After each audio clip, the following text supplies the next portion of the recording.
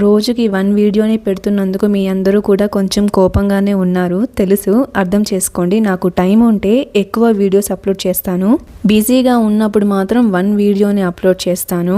దీనిని మీ అందరూ కూడా అర్థం చేసుకుంటారని అనుకుంటున్నా. ఇంకా స్టోరీ కంటిన్యూషన్ చెప్తాను. మన హెల్త్ కి ఎంతో మంచి చేసే రాజ్మా కర్రీని చేస్తూ వినేసేయండి. ఇంకా నా మీద కూర్చున్న రూపాన్ని, పక్కన కూర్చున్న రూపాన్ని చూసేసరికి నాకైతే గుండాగినంత పనైంది. ఇంకా రైట్ సైడ్ కి తిరిగి నా ఫ్రెండ్ గాడిని లేపాను. వాడు కళ్ళు తెరిచి నా వైపు చూసి పెద్దగా అరిచేశాడు. వాడు ఎందుకు అరిచాడో మీకు కూడా అర్థమయ్యే ఉంటది. వాడికి కూడా ఆ రూపాలు కనిపించాయి. వాడి అరుపుకి రూమ్ లో ఉండే వాళ్ళందరూ కూడా నిద్ర లేచి నా వైపు చూసి భయంతో రూమ్ లో చిన్న చిన్న వస్తువులు ఉంటాయి కదా, వాటిని తీసుకొని ఆ ఆకారం పైకి విసిరేస్తున్నారు.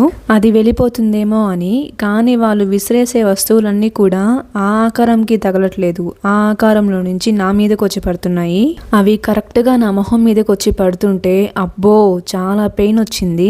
ఆపండ్రా అన్నాక వాళ్ళు కూడా ఆపేసి తల ఒక్కొక్క వస్తువు పట్టుకొచ్చారు. ఒకరు చీపురు, ఒకరు చెప్పు, ఇంకొకరు దేవుని ఫోటో పట్టుకొచ్చారు. దెబ్బకి ఆ 2 రూపాలు కూడా మాయమైపోయాయి. ఇంకా నన్ను లేపి అసలేంటిరా అవి దెయ్యాలా, ఫస్ట్ టైం చూస్తున్నాము దెయ్యాల్ని, అయినా అందరం పక్క పక్కనే పడుకొని ఉన్నాం కదా, అవి నీ దగ్గరికే ఎందుకు వచ్చాయి అని అడిగారు. నేను కూడా ఏం ఆన్సర్ చేయలేకపోయాను. నాకేం తెలుసురా, నాకు కూడా తెలీదు అని చెప్పాను. ఇంకా ఆ రోజంతా కూడా ఎవరం నిద్రపోలేదు భయంతో. మేము నిద్రపోయాక అవి మళ్ళీ వచ్చి ఏమైనా చేస్తాయేమో అనే భయంతో తలా ఒక పక్క కూర్చున్నాము. అలా మాట్లాడుకుంటూ ముందు రోజు రెస్టారెంట్ దగ్గర జరిగింది మొత్తం చెప్పాను వీళ్ళకి. అప్పుడు వాళ్ళు, అయితే నిన్నేదో గాలి పట్టుకుంది, ఒకసారి మీ అమ్మ వాళ్ళకి కాల్ చేసి చెప్పు, ఇలాంటి వాటి మీద పెద్దవాళ్ళకి ఒక ఐడియా ఉంటుంది కదా అన్నారు. సరే రేపు మార్నింగ్ చెప్తాను అని చెప్పి అలానే కూర్చుండిపోయాము. అలా ఆ నైట్ మొత్తం గడిచిపోయింది.